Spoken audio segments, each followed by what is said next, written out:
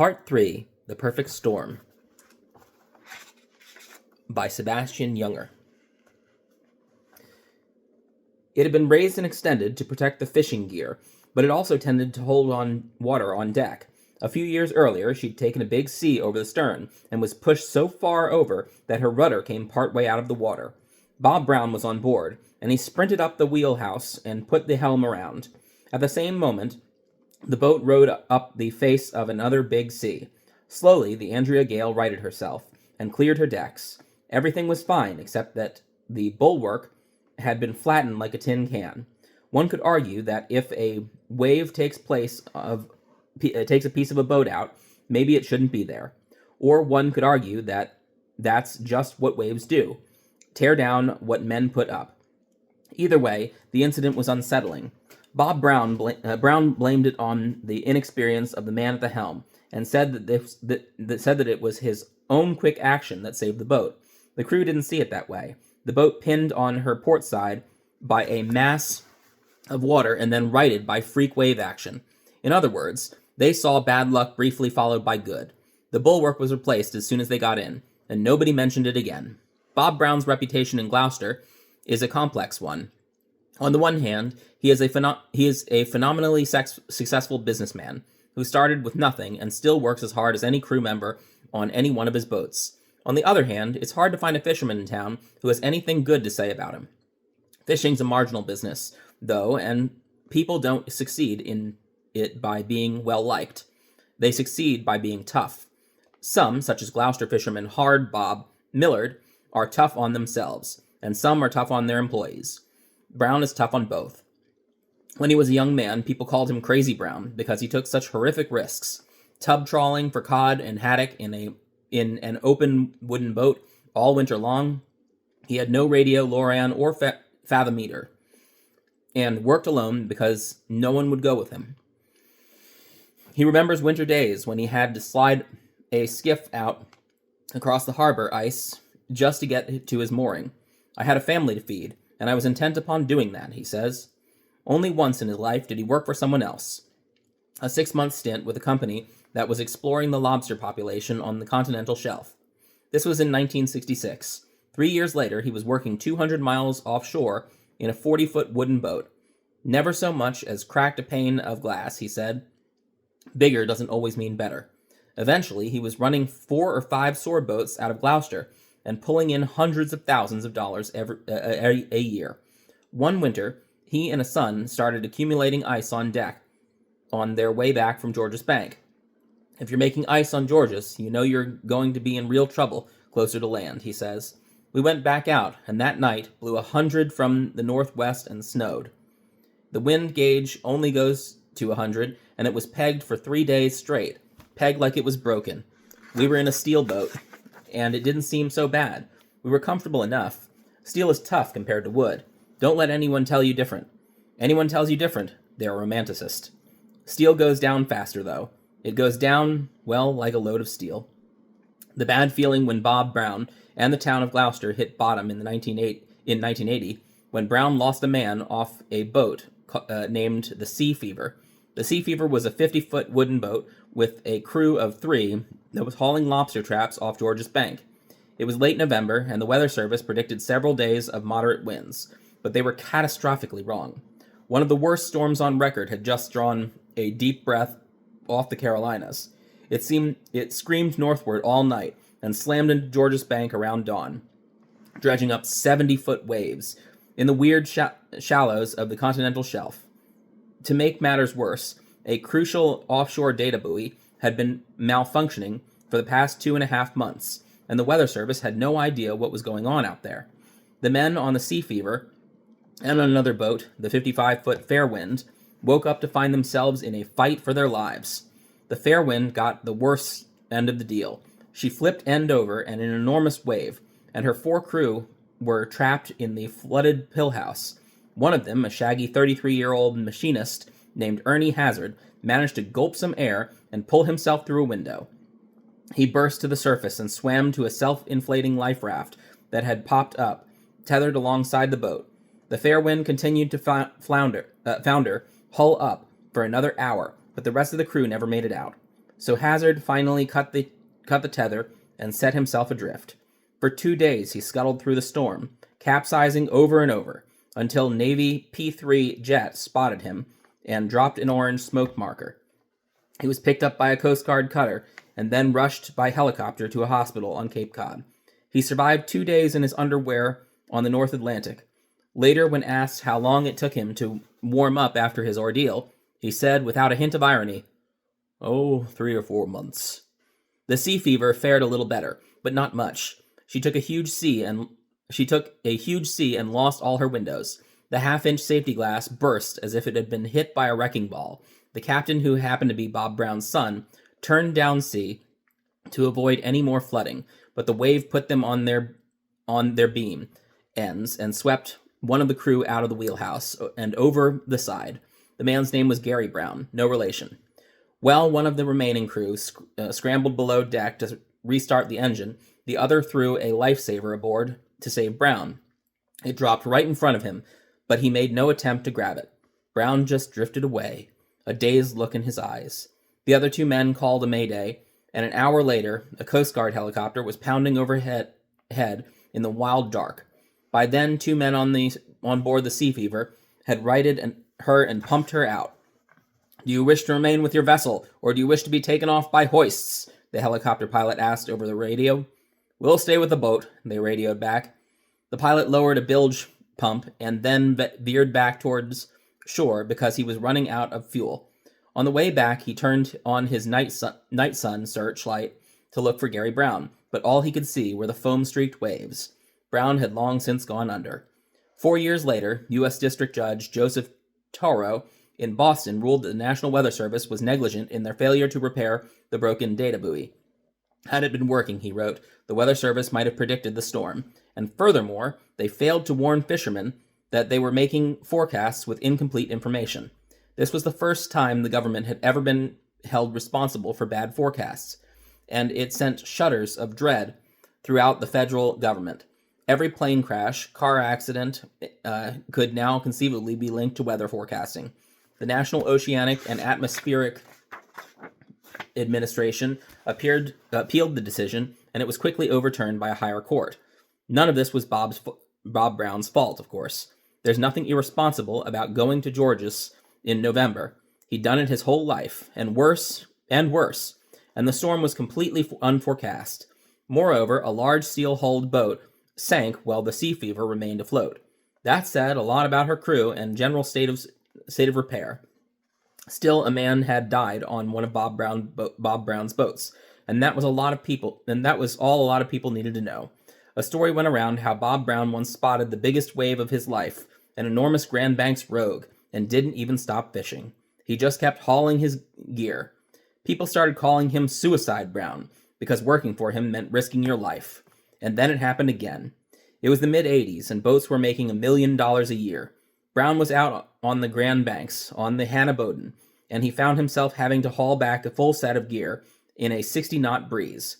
At one point, a wave swept the deck, and when the boat climbed back out of the whitewater, 2 men had gone overboard. They were wearing rain gear and their thigh-high rubber boots, and could hardly move in the freezing Newfoundland water. One of them went under immediately, but the other man was smashed back against the hull, and a quick-thinking member of the crew extended a gaff hook over the side for him to grab. The hook went through the man's hand, but the situation was too desperate to worry about it, and they hauled him on board anyway.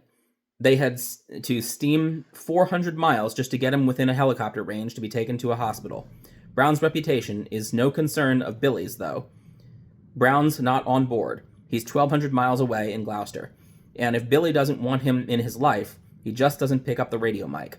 Furthermore, Billy's making money, hand over fist, on his boat. And that makes Brown's scruples, or his judgment, or his lack of empathy, all but irrelevant. All Billy needs is 5 men, a well-maintained boat, and enough fuel to get to and from the Flemish Cap. The first 5 sets of Johnston's trip are on what's called the front side of the moon, the quarters leading up to full. Boats that fish the front side tend to get small males on the line. Boats that fish the back side tend to get large females. Johnston's record is 27 consecutive hooks with a fish on each. mostly small males. On the day of the full moon, the catch abruptly switches over to huge females and stays that way for a couple of weeks. You might go from an average weight of 70 pounds, all males, to 4 or 5 800-pounders, all females, Johnston says. They lose their heads on the full moon. They feed with reckless abandon. The full moon is on October 23rd, and Johnston has timed his trip to straddle the date. There are captains who will cut a good trip short just to stay on the lunar cycle. The first 4 or 5 sets of Johnston's trip are spare, but then he starts to get into the fish. By the 21st, he's landing 6,000 or 7,000 pounds of big eye a day, enough to make his trip in a week. The weather has been exceptionally good for the season, and Johnston gets on the VHF every night to give the rest of the fleet a quick update. As the westernmost boat, the fleet relies on him to decide how much gear to fish. They don't want 40 miles of line hanging out there with a storm coming on. On October 22nd, Lorry Dawn 8, a converted oil boat captained by a quiet Texan named Larry Davis, leaves New Bedford for the Grand Banks. She's the last boat of the season to head out to the fishing grounds. The same day, a container ship named Conchship Holland leaves the port of Le Havre, France, for New York City. She's the last boat of the season to head out for the fishing grounds. The same day, a container ship named the Conchship Holland leaves the port of Le Havre, France, for New York City. Her voyage is a classic rumbline course for the English Channel, straight through the fishing grounds. Scattered south of the Flemish Cap are the Hannah Boden, the Allison, the Miss Millie, and the Seneca. The Mary T. and the Mr. Simon are southwest of the tail, right out on the edge of the Gulf Stream, and Billy Tyne is nearly 600 miles to the east. Billy's been out through the dark of the moon, which may explain his bad luck, but things start to change around the 18th. The whole fleet, in fact, starts to get into a little more fish with the approach of the full moon. Tyne doesn't tell anyone how much he's catching, but he's rapidly making up for 3 weeks of thin fishing. He's probably pulling in swordfish at the same rate Johnston's pulling in big eye, 5,000 or 6,000 pounds a day. By the end of the month, he has 40,000 pounds of fish in his hold, worth around $160,000. I talked with Billy on the 24th, and he said he'd hatched his boat, Johnson said. He was headed in while the rest of us were just starting our trips. You could tell he was happy. Billy fishes up his last haul around noon on the 25th, and the crew starts stowing their gear, turns his boat for home. They'll be one of the only boats in port with a load of fish, which means a short market and a high price. Captains dream of bringing in 40,000 pounds into a short market. The weather is clear, the blue sky brushed with cirrus and solid northwest wind, spackling the waves with white. A long, heavy, sweet swell rolls under the boat from the storm that passed up far off to the south. Billy has a failing ice machine, and 1,200-mile drive ahead of him. He'll be heading in while the rest of the fleet is still in mid-trip, and he'll make port just as they're finishing up. He's 2 weeks out of cinch. Ultimately, one could blame some invisible contortion of the Gulf Stream for this. The contortion disrupts the swordfish, which adds another week or two up to the trip, which places the Andrea Gale on the Flemish Cap when she should already be heading in. The circumstances that place a boat at a certain place at a certain time are so random that they can't even be cataloged, much less predicted. And a total of 50 or 60 more people, sword fishermen, mariners, sailors, are also converging on the storm grounds of the North Atlantic. Some of these people have been heading there unavoidably for months. Others made a bad choice just a few days ago.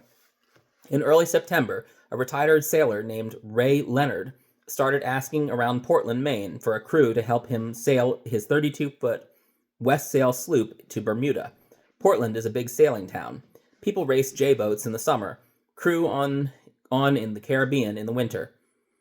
Squeeze in a little skiing between seasons, and Leonard was quickly introduced to Karen Stimson, one of the most experienced sailors in the harbor. Stimson, 42, started crewing on boats as a teenager, graduated from Maritime Academy in her 30s, and has crossed the ocean several times on oil tankers. Between sailing trips, She and another woman, Sue Bylander, 38 years old, worked as graphic designers for a friend of Leonard's. Leonard offered them both a place on his boat if they would fly themselves home from Bermuda, and their boss said that they were free to take the time off if they wanted. They accepted, and a departure date was set for the last week in October. 1 month later, the sloop Satori cast off for the Great Bay Marina in Portsmouth, New Hampshire, and motored slowly down the Piscataqua River toward open ocean. The weather was so warm that the crew were in t-shirts on deck, and the sky was watery blue of Indian summer. A light wind came from the west, a backing wind. The Satori ran down the Piscataqua under power, rendezvoused with another boat, cleared Kitty Point, and then bore away to the east. The two boats were headed for the Great South Channel between George's Bank and Cape Cod, and from there they would sail due south for Bermuda. Bylanders stayed below to sort out the mountain of food and gear in the cabin, while Stimpson and Leonard sat above deck and talked. Fog rolled in before they'd even cleared the Isle of Shoals, and by dark the Satori was alone on a strangely quiet sea. When Bylander finished stowing the supplies, the crew squeezed around a small dinette table in the cabin and ate lasagna baked by Stimpson's mother.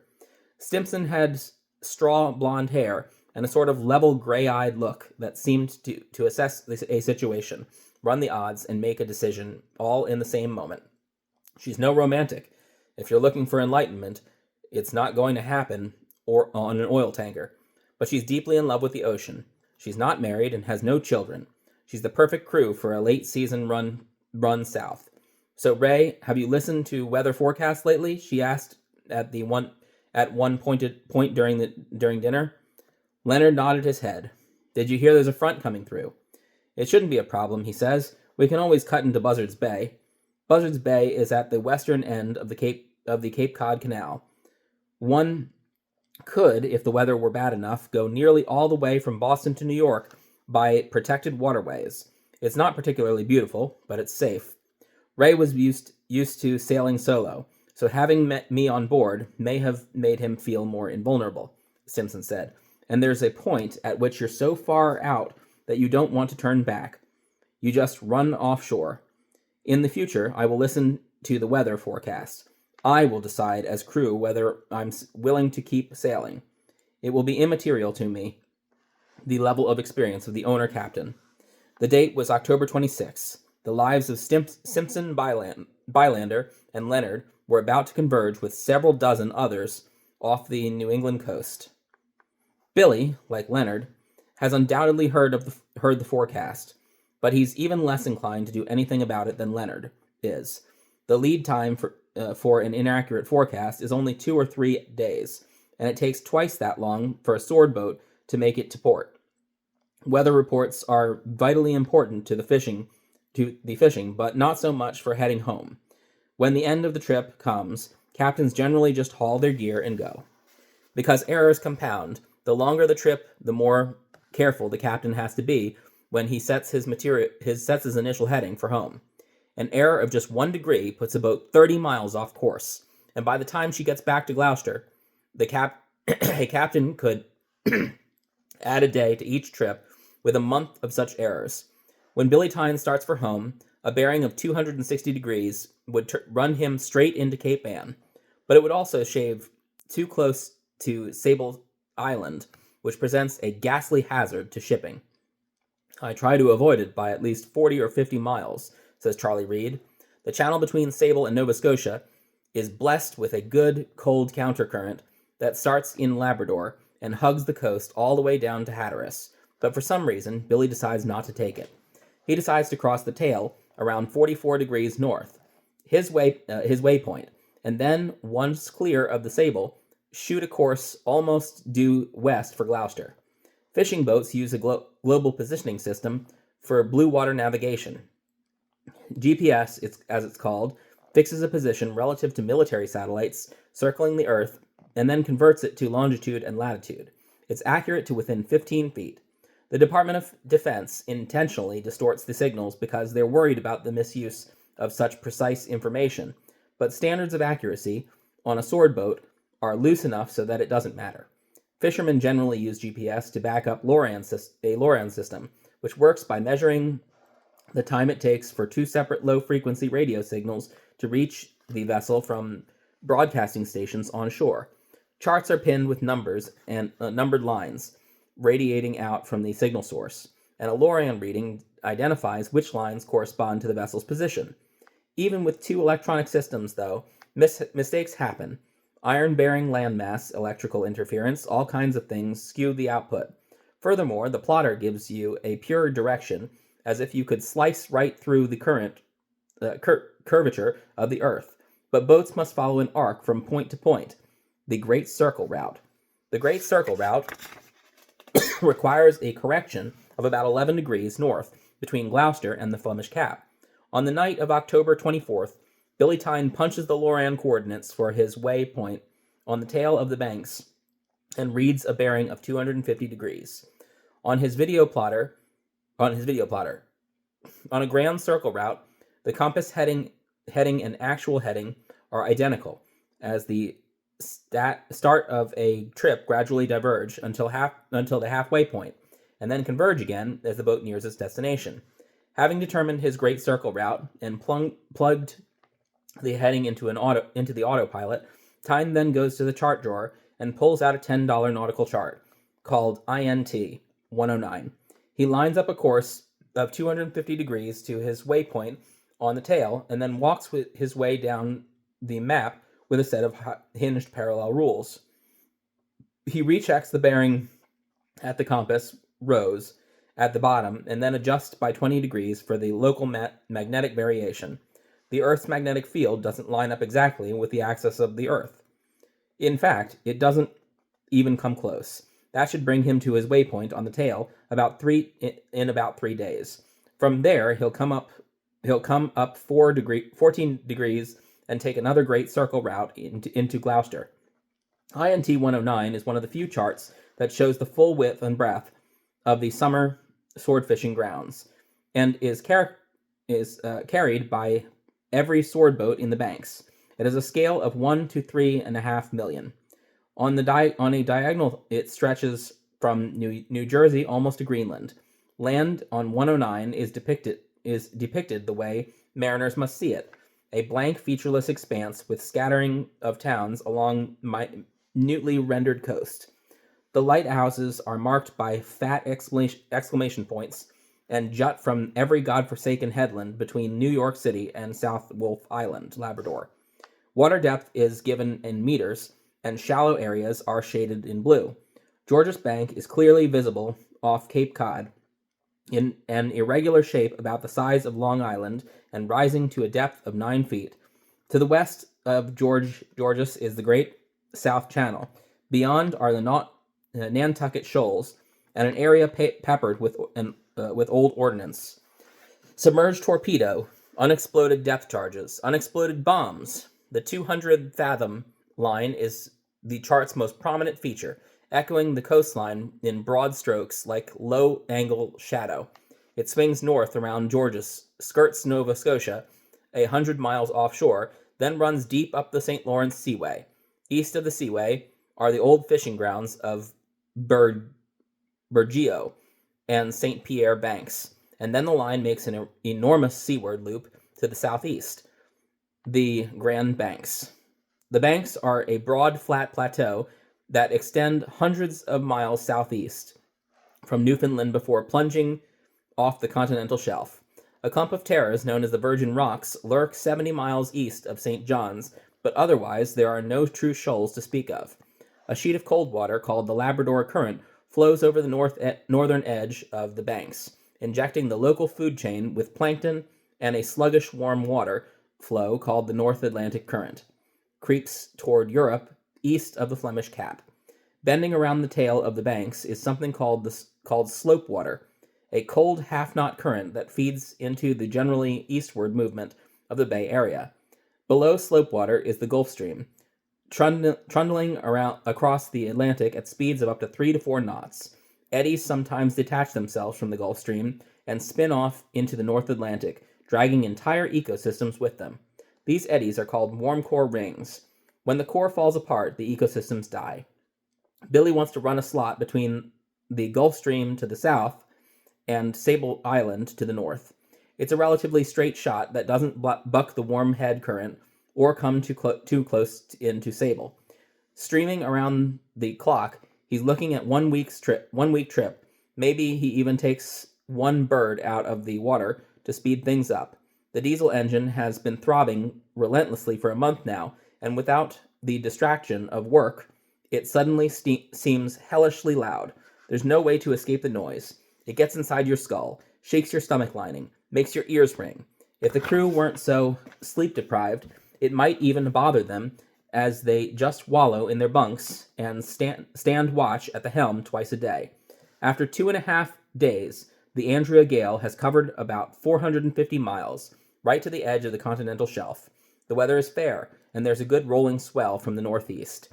At 3:15 on the afternoon of October 27th, Billy Tyne raises the Canadian Coast Guard on his single sideband to tell them he's entering Canadian waters. This is the American fishing vessel Andrea Gale, WYC 6681. He says, "We're at 44.25 north, 49.05 west, bound for New England. All our fishing gear is stowed." The Canadian Coast Guard at St. John's gives him the go-ahead to proceed. Most of the swordfish fleet is a couple of 100 miles to the east, and Albert Johnston is the same distance to the south. Sable Island is no longer in the way, so Billy comes up 14 degrees and puts Gloucester right in his gun sights. They're heading almost due west and running a great circle route on autopilot. Around nightfall, a Canadian weather map creaks out the satellite facts. There's 100 Kane off Bermuda, a cold front coming down off the Canadian Shield, and a storm brewing over the Great Lakes. They're all heading for the Grand Banks. A few minutes after the facts, Linda Greenlaw calls. "Billy, you seen the charts?" she asks. "Yeah, I saw it," he says. "What do you think?" "Looks like it's gonna be wicked." They agree to talk the next day so Billy can give her a list of supplies he's going to need. He has no desire to talk to Bob Brown. They sign off, and then Billy hands the helm off to Murph and goes below for dinner. They're in a big steel boat with 40,000 pounds of fish in the hold, plus ice. It takes a lot to sink a boat like that. About 9 o'clock, a half moon emerges off the port quarter. The air is calm. The sky is full of stars. 2,000 miles away, weather systems are starting to collide. The barrel of the gun.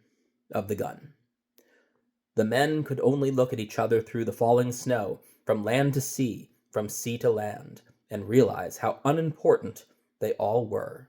Ship on the Rocks, Newburyport, Massachusetts, 1839. No survivors. Sidney Purley, Historic Storms of New England, 1891. There's a certain amount of denial in sword fishing. The boats claw through a lot of bad weather. The crews generally just batten down the hatches, turn on the VCR, and put their faith in the tensile strength of steel.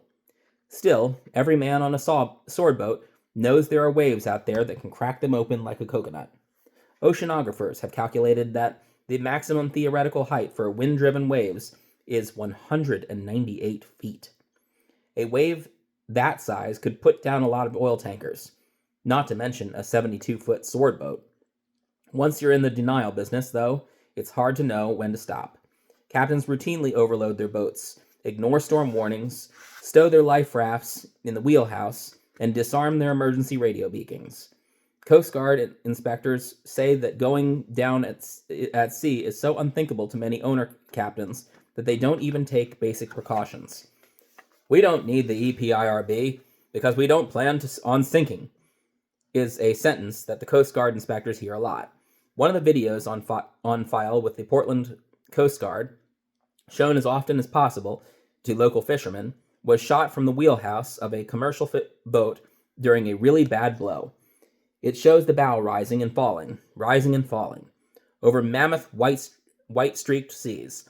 At one point, the captain says a little smugly, "Yep, this is where you want to be, right in your wheelhouse, your own little domain." At that moment, a wall of water the size of a house fills the screen. It's no bigger than the rest of the waves, but it's solid and foaming and absolutely vertical. It engulfs the bow, the foredeck, the wheelhouse, and then blows all the windows out. The last thing the camera sees is white water coming like a big wet fist. The farther you work from shore, the less smug you can afford to be. Any weekend boater knows the Coast Guard will pluck him out of whatever idiocy he gets himself into, but sword boats don't have that option. They're working 400 or 500 miles from shore, way beyond the helicopter range. So Billy, any blue water fisherman, has a tremendous respect for the big wet fist. When Billy receives the weather chart off the fax machine, he undoubtedly tells the crew that there's something very heavy on the way. There are specific things you can do to survive a storm at sea, and whether the crew does them, and how well they do them, depends on how jaded they all are. Billy has fished his whole life. Maybe he thinks nothing can sink him, or maybe the sea is every nightmare he's ever had. A good worried crew starts by dogging down every hatch, porthole, and watertight door on the boat that keeps breaking waves from busting things open and flooding the hold. They check the hatches on the lazarette where the steering mechanism is housed and make sure they're secure. A lot of boats founder when the lazarette floods. They check the bilge pumps filters and fish out any debris floating in the bilge water. They clear everything off the deck, fishing gear, gaff pikes, oil slickers, boots, and put them down in the fish hole. They remove the scupper plates so the boat can clear her decks. They tighten the anchor fastenings. They double lash the fuel and water barrels on the whaleback. They shut off the gas cocks on the propane stove. They lash down anything in the engine room that might break loose and cause damage. They press down the fuel tanks so that some are empty and others are as full as possible. That reduces something called free surface effect, liquid sloshing around in tanks, changing the center of gravity. Some boats pay one crew member a bit extra to oversee the engine, but the Andrea Gale doesn't have such a position. Billy takes care of it himself. He climbs down the engine room companionway and runs through the checklist. Engine oil, hydraulics, batteries, fuel lines, air intakes, injectors. He makes sure the fire and high water alarms are on and the bilge pumps are working. He tests the backup generator. He hands out seasick pills. If one of the steel birds is out on the water, he puts it back in. He fixes his position on the chart and calculates how the weather will affect his drift. He reckons their course in his head in case a wave takes out their electronics. He checks the emergency lighting. He checks the survival suits. He checks the pilot.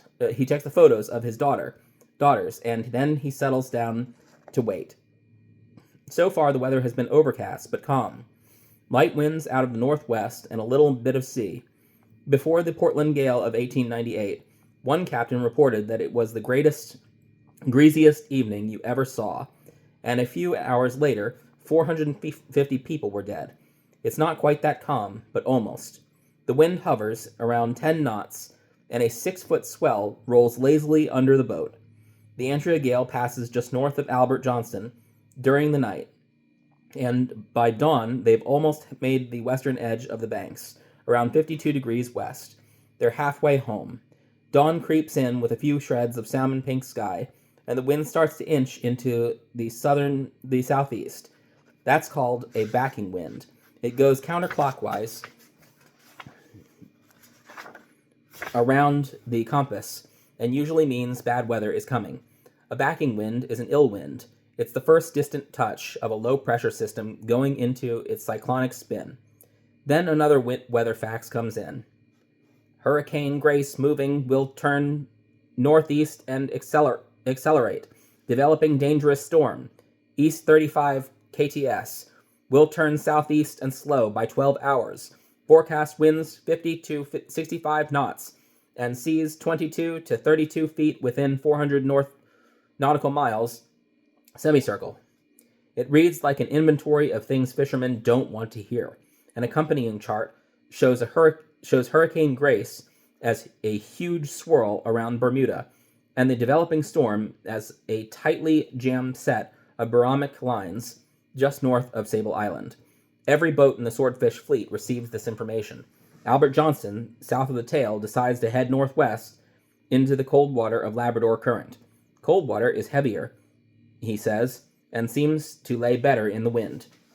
It doesn't produce such volatile seas. The rest of the Sword fleet stays far to the east, waiting to see what the storm does. They couldn't make it into port in time anyway. The conship Holland, 100 miles south of Billy, heads straight into the teeth of the thing. 200 miles east, another container ship, the Liberian-registered Zara, also heads for New York. Ray Leonard, on the sloop Satori, has decided not to head for port. He holds to a southerly course for Bermuda. The Loridon 8 keeps plowing out to the fishing grounds, and the Ancien Maru 78, 150 miles due south of Sable Island, makes for Halifax Harbor to the northeast.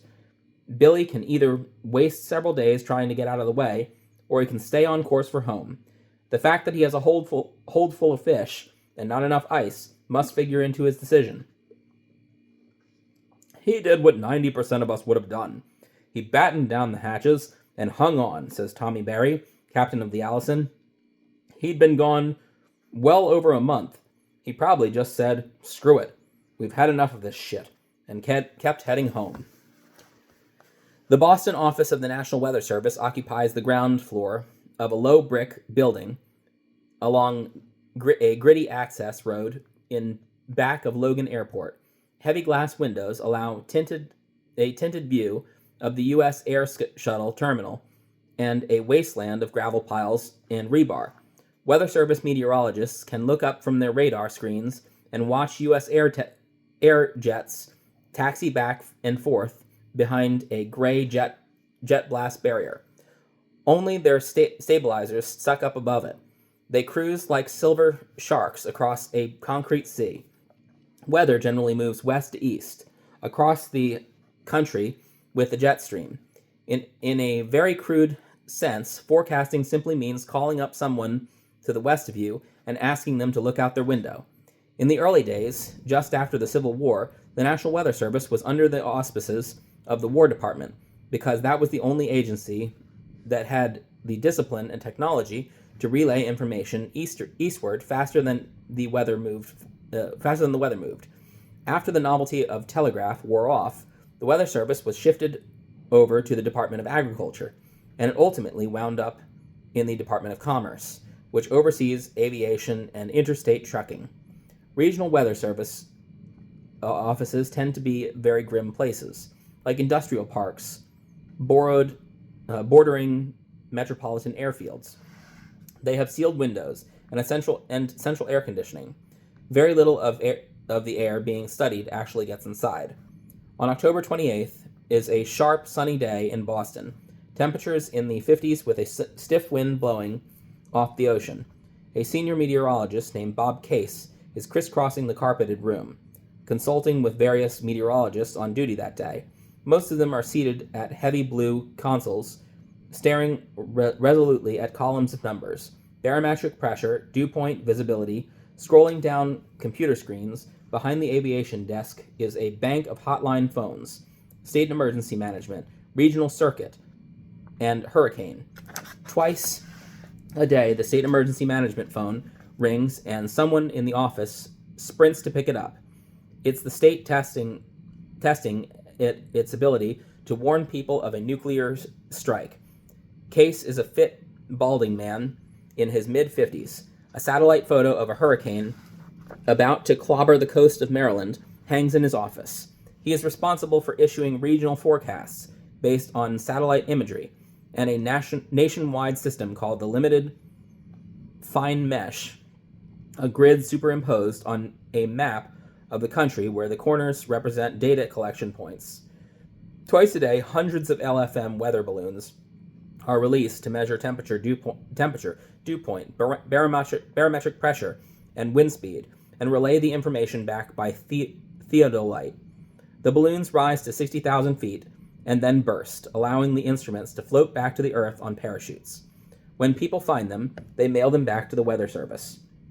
The data from the LFM, plus input from 1,000 or so other ground sites around the country, is fed into a huge Cray computers at the National Meteorological Center in Camp Springs, Maryland. The computers run numerical models of the atmosphere and then spit forecasts back out to regional offices where they are amended by local meteorologists. Humans still add value to a forecast, as meteorologists say. There's an intuitive element to forecasting that even the most powerful computers cannot duplicate. Since early the previous day, Case has been watching something called a shortwave trough aloft slide eastward from the Great Lakes. On satellite photos, it looks like an S-curve in the line of a clear, dry air moving south from Canada. Cold air is denser than warm air, and huge, slow undulations develop along the boundary between them and roll eastward on their side. As it were, much like the ocean swell, the undulation gets more and more pronounced until the crest gets separated from the rest of the warm front and just starts to spin around itself. This is called a cut-off low, or an occluded front. Air gets stuck in toward the center. The system spins faster and faster, and just within hours you have a storm. The mechanics of a hurricane are fundamentally the same as a cut-off low, but their origins differ. Hurricanes brew in the lukewarm waters around the equator. When the sun hits the equator, it hits it dead on. A square foot beam of light heating up exactly 1 square foot of water.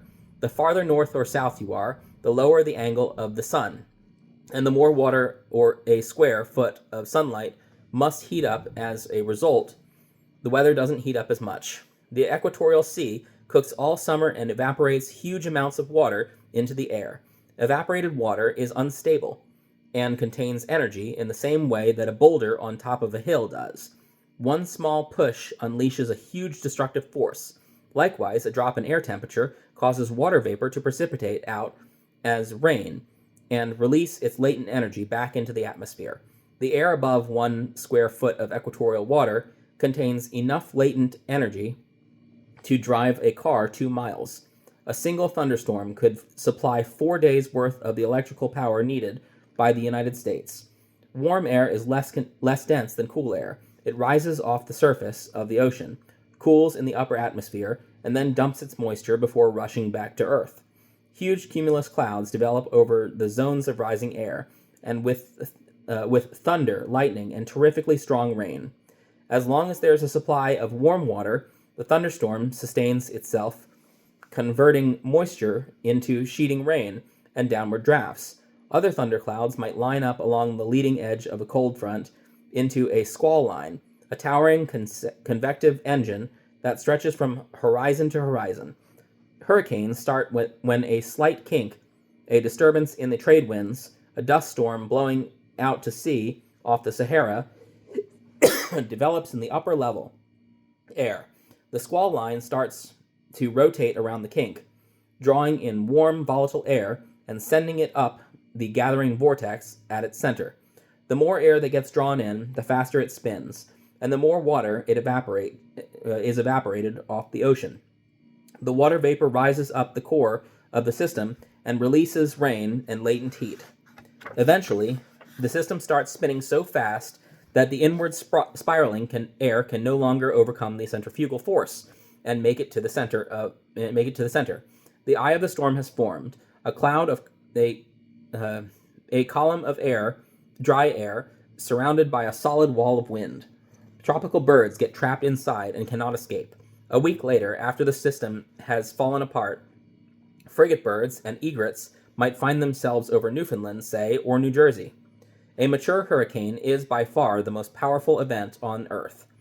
The combined nuclear arsenals of the United States and the former Soviet Union don't contain enough energy to keep a hurricane going for 1 day.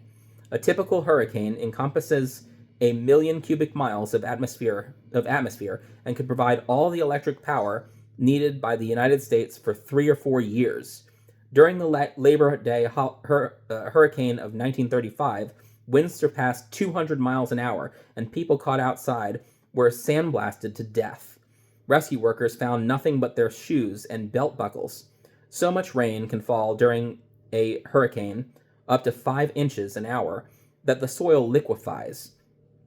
Hillsides slump into valleys, and birds drown in flight, unstable to shield their upward-facing nostrils.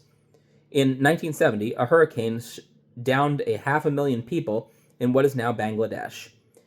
In 1938, a hurricane put downtown Providence, Rhode Island, under 10 feet of ocean. The waves generated by that storm were so huge that they literally shook the earth. Seismographs in Alaska picked up their impact 5,000 miles away. A lesser version of that is heading toward the Grand Banks.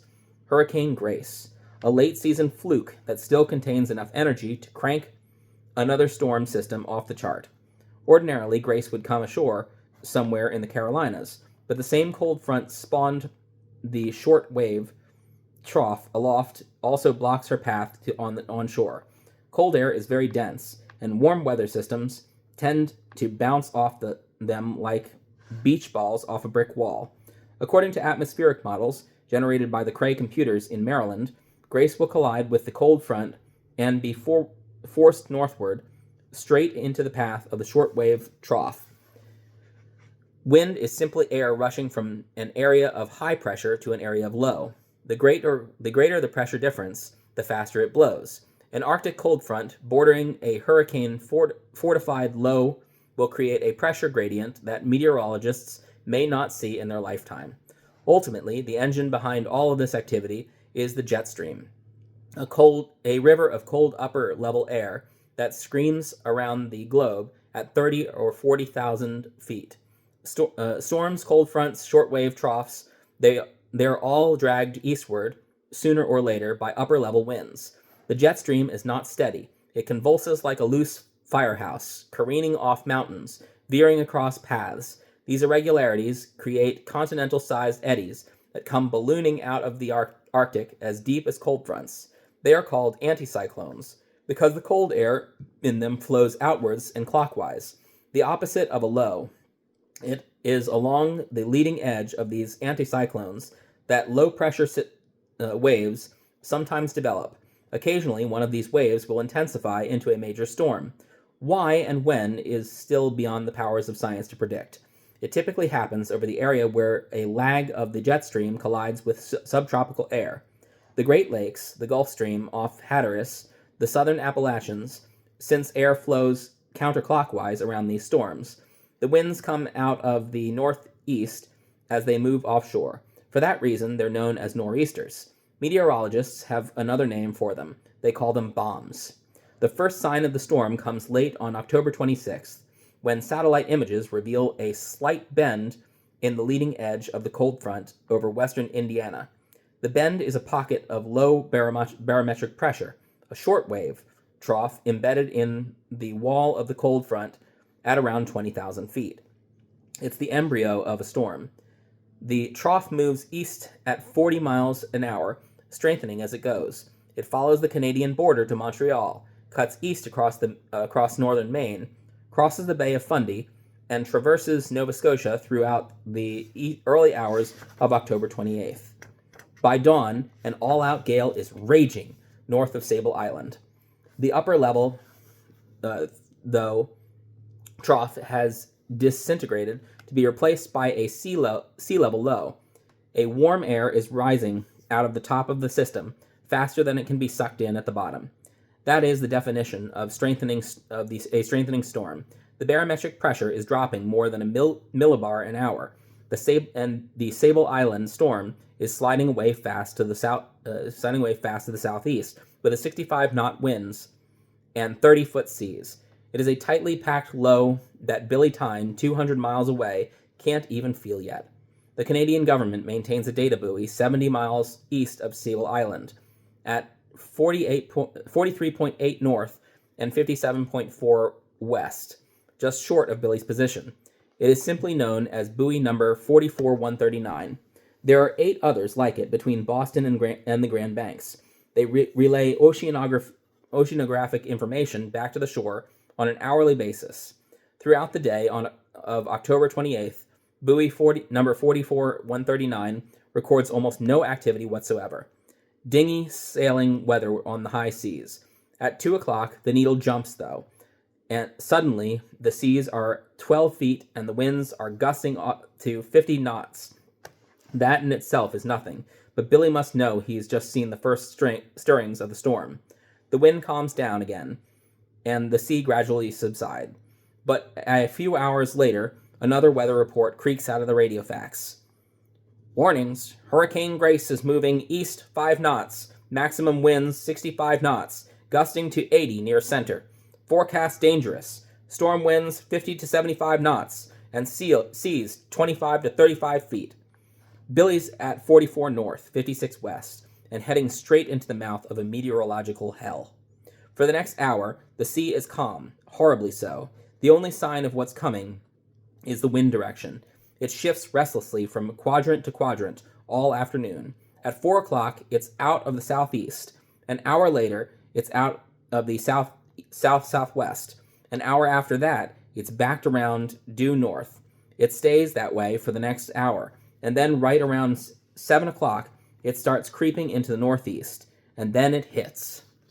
It's a sheer change. The Andrea gale enters the Sable Island storm the way one might step into a room. The wind is instantly 40 knots and parting through the rigging with an unnerving scream. Fishermen say they can gauge how fast the wind is and how worried they should be by the sound it makes against the wire stays and outrigger cables.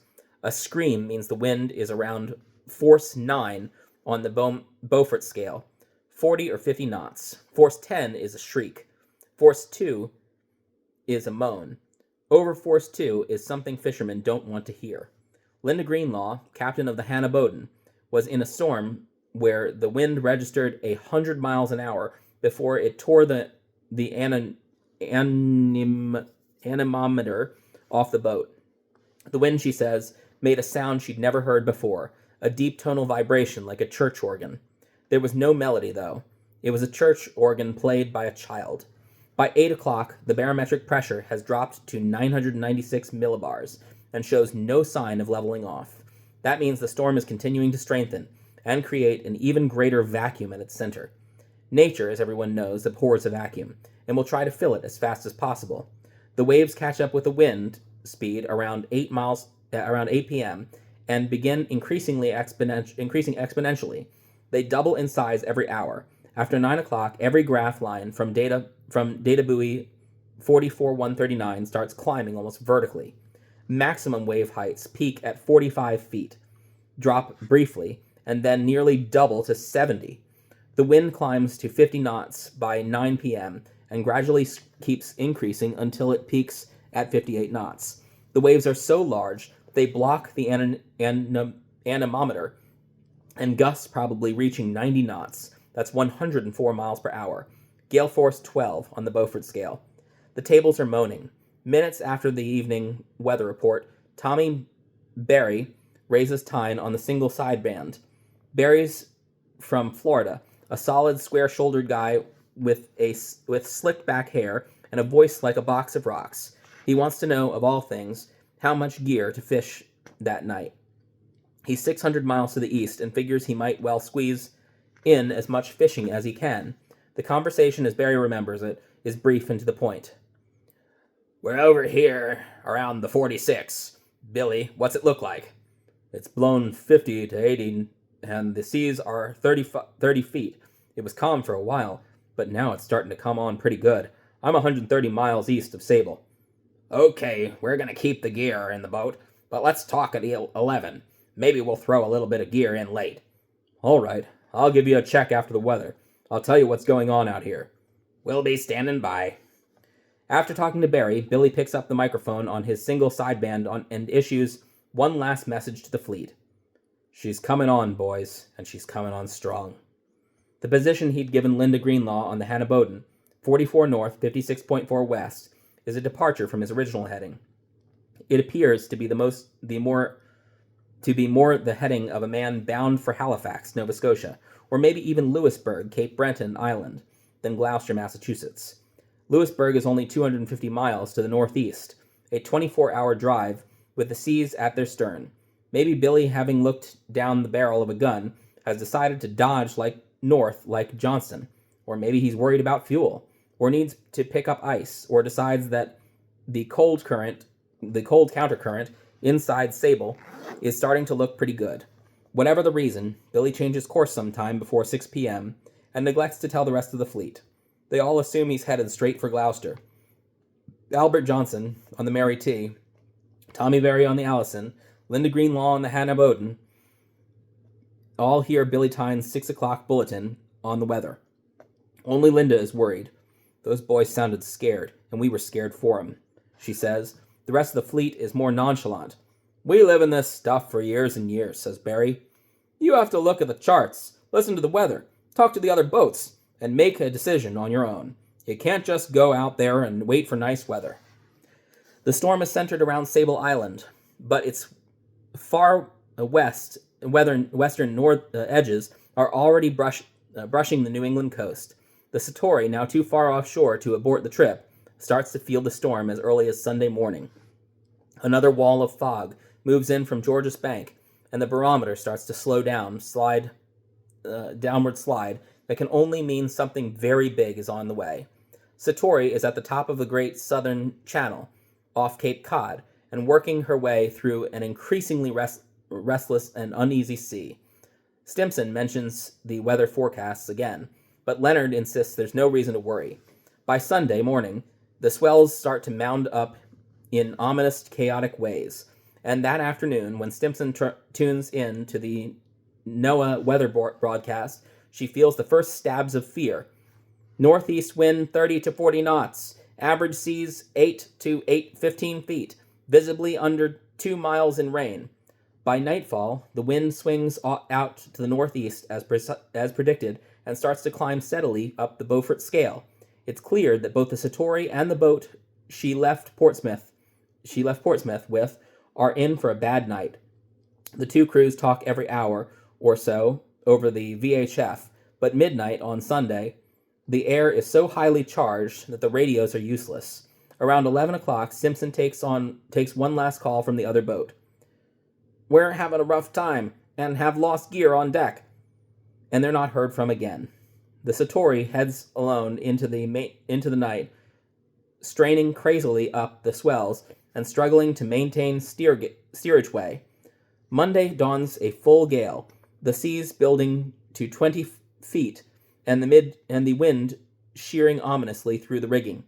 The sea takes on a gray, marbled look, like bad meat.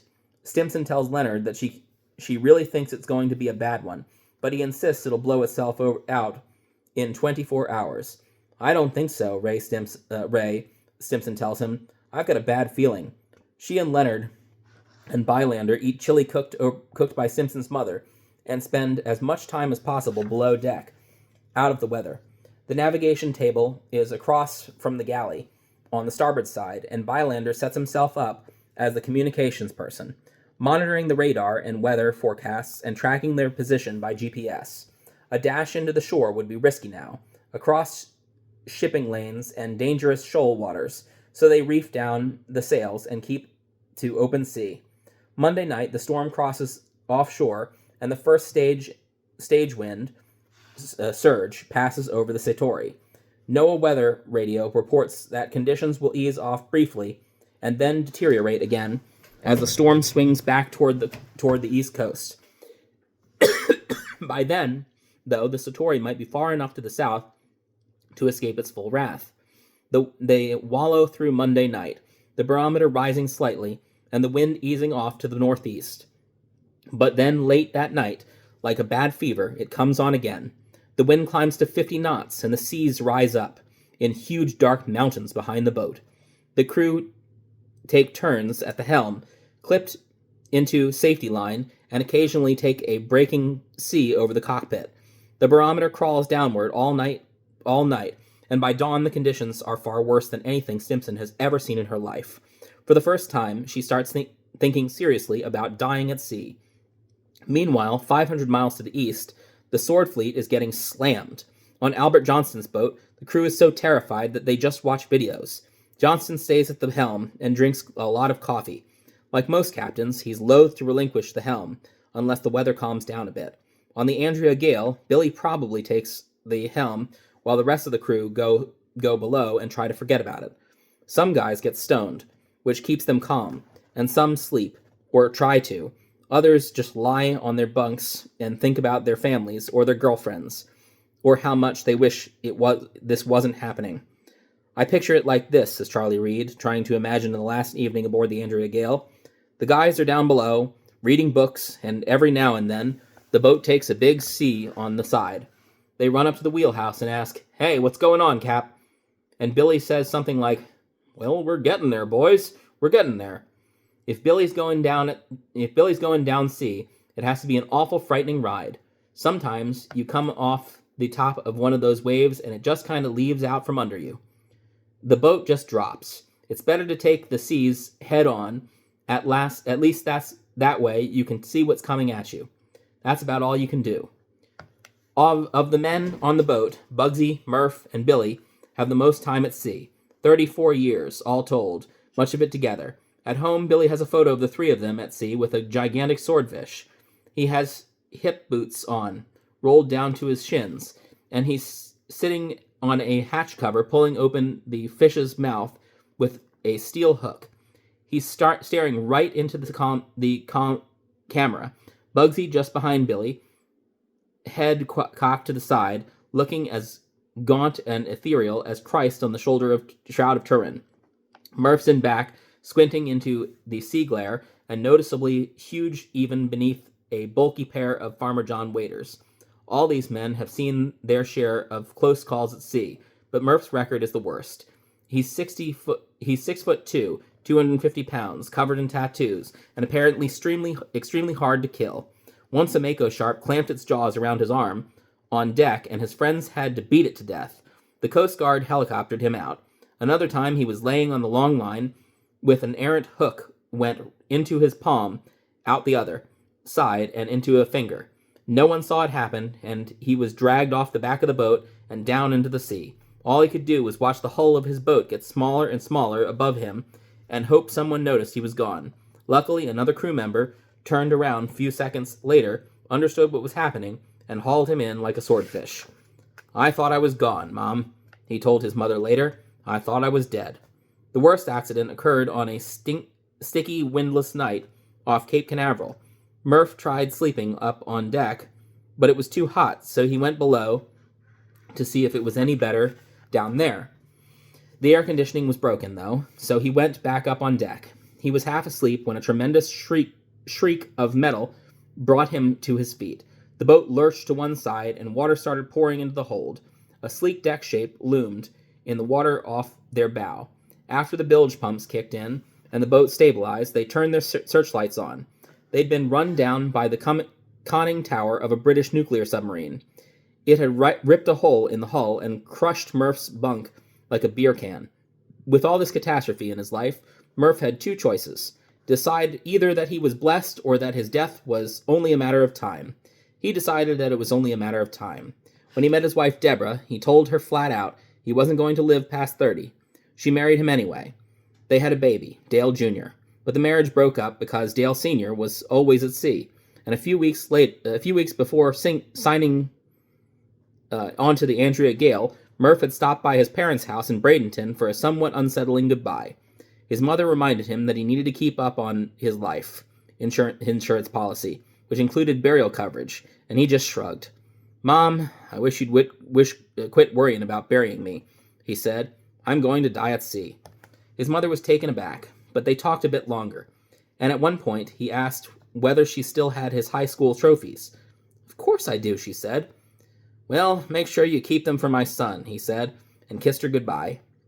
"It took my breath away," said his mother, and then he was gone. I mean, one minute he was there, and the next he was out the door. I didn't even have time to think. He was a rough, tough man. He wasn't exactly a house person. Murph left Boston in late June by train. He was scared of flying. He brought with him the joy of cooking, which his mother had given him, because he loved to cook on board the boats. He had taken his sea blanket to Deborah's to wash, but forgot to retrieve it. And so Deborah folded it and put it up for his return. He told her he'd come home by November 2nd to take her out to dinner on her birthday. "You better be," she said.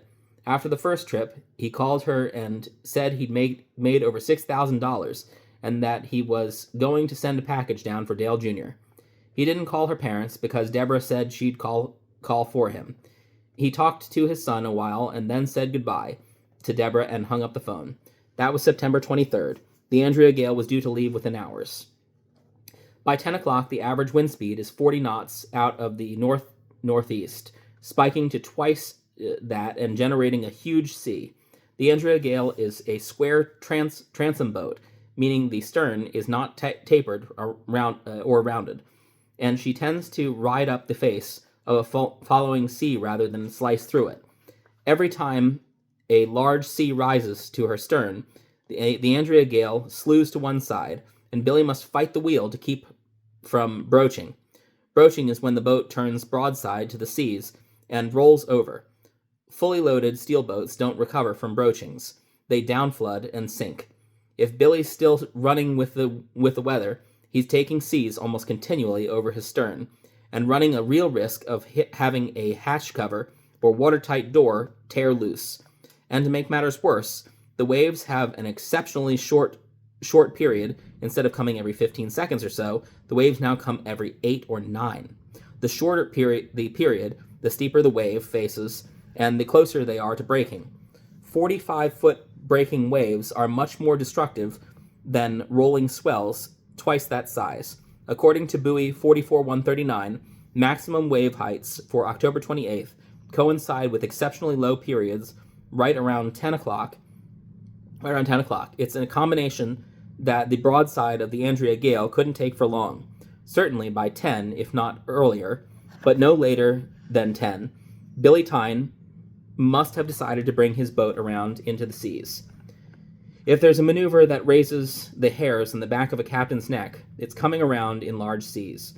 The boat is broadside to the waves, beam to for half a minute or so, which is easily long enough to get rolled over. Even aircraft carriers are at risk when they're beamed to in a big sea. If Billy attempts to come around that late in the storm, he'd make sure the decks were cleared and give her full power on the way around. The Andrea gale would list way over, and Billy would peer out of the windows to see what was bearing down on them. With luck, he'd pick up a lull between the waves, and they'd round up into the weather without any problem. Billy's been through a lot of storms, though, and he's probably brought her around earlier in the evening, and maybe even before talking to Barry. Either way, it's a significant moment. It means they've stopped steaming home and are simply trying to survive. In a sense, Billy's no longer at the helm. The conditions are, and all he can do is react. If danger can be seen in terms of a narrowing range of choices, Billy Tyne's choices have just reached down a notch. A week ago, he could have headed in early. A day ago, he could have run north like Johnston. An hour ago, he could have radioed to see if there were any other vessels around. Now the electrical noise has made the VHF practically useless, and the single sideband only works for long range. These aren't mistakes so much as an inability to see into the future. No one, not even the weather service, knows for sure what a storm's going to do. There are distinct drawbacks to heading back into the weather, though. The windows are exposed to breaking seas, the boat uses more fuel, and the bow tends to catch the wind and drag the boat to leeward. The Andrea gale has a high bow that would force Billy to oversteer simply to stay on course. One can imagine Billy standing at the helm and gripping the wheel with a force and stance one might use to try to carry a cinder block. It would be a confused sea, mountains of water diverging, piling up on themselves from every direction. A boat's motion can be thought of as an instantaneous integration of every force acting upon it in a given moment. And the motion of a boat in a storm is so chaotic as to be almost without pattern. Billy would just keep his bow pointed into the worst of it and hope he doesn't get blindsided by a freak wave. The degree of danger Billy's in can be gauged from the beating endured by the Countship Holland, 200 or so miles to the east. Holland is a big ship, 542 feet, and 10,000 tons, and capable of carrying almost 700 land/sea containers on her deck. She could easily take the Andrea Gale as cargo. From her daily log, October 29th through 30th. 0400. Ship labors hard in very high following seas. 1200. Ship labors in very high stormy seas, hurricane gusts, water over deck, and deck cargo. Ship strains heavily, travel reduced. 0200. Steering weather dependent course. Ship no longer obeys rudder. Ship strains hard and lurches heavily. 0400. Containers are missing from Bay 6. In other words, Billy's riding out a storm that has forced a 10,000-ton container ship to abandon course and simply steer to survive. The next high seas report comes in at 11 p.m., and Tommy Barry mulls it over while waiting for Billy to call.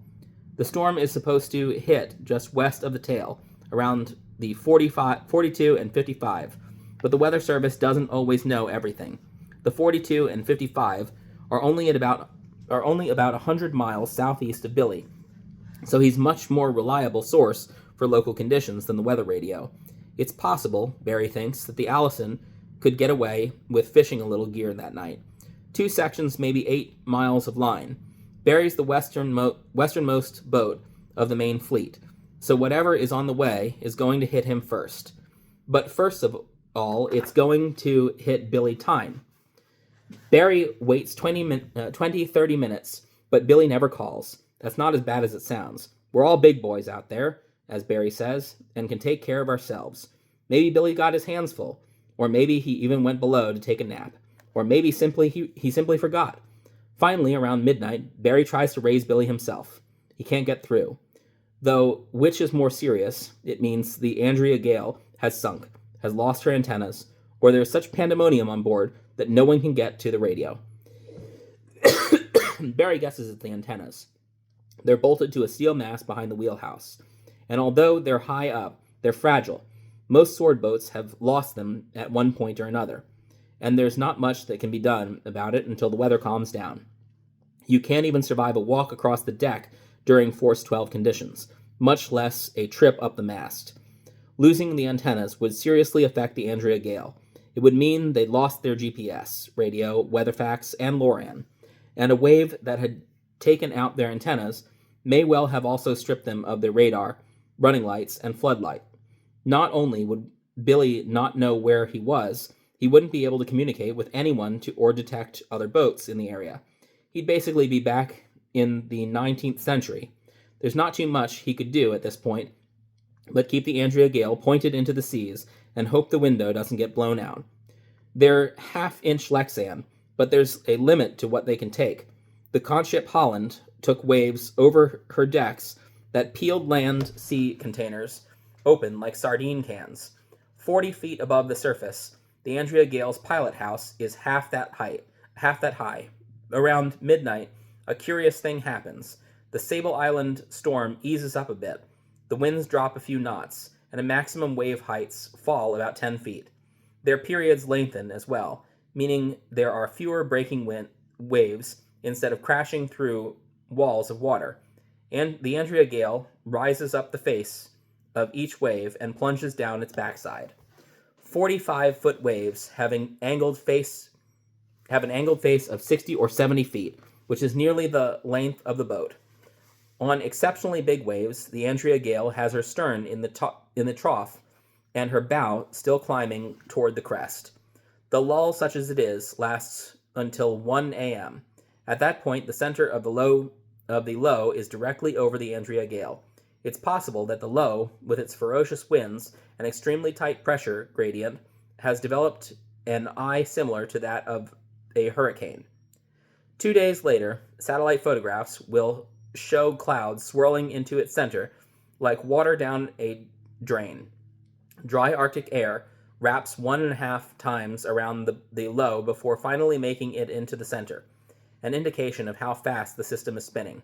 On October 28th, the center isn't that well defined, but it may serve to take the edge off the conditions just a bit. The reprieve doesn't last long, though. Within a couple of hours, the waves are back up to 70 feet. A 70-foot wave has angled face of well over 100 feet. The sea state has reached levels that no one on the boat and few people on Earth have ever seen. When the conchship Holland finally limped into port several days later, one of her officers stepped off and swore he'd never seen set foot on another ship again. She'd lost 36 land sea containers over the side, and the ship's owners promptly hired an American meteorologist to consult to help defend them against lawsuits. The storm resulted in large-scale destruction of offshore shipping, and the coastal installations from Nova Scotia to Florida, wrote Bob Raguso of Weather News New York. It was called an extreme nor'easter by U.S. scientists, and ranked as one of the 5 most intense storms from 1899 to 1991. It had the highest significant wave heights either arrived at by measurement or calculation. Some scientists termed it the 100-year storm. The Andrea Gale is at the epicenter of this storm, and almost on top of the Sable Island shoals. It's very likely that she has lost her antennas, or Billy would have radioed Tommy Barry that things look bad, and definitely don't fish any gear that night. On the other hand, it's debatable whether the sea state could have overwhelmed Billy's boat that early in the evening. The 55-foot fair wind didn't flip until its winds hit 100 knots, and the waves were running 70 feet. A more likely scenario is that Billy manages to get through the 10 o'clock spike in weather conditions, but takes a real beating. The windows are out, the electronics are dead, and the crew is terrified. For the first time, they are completely, irrevocably on their own.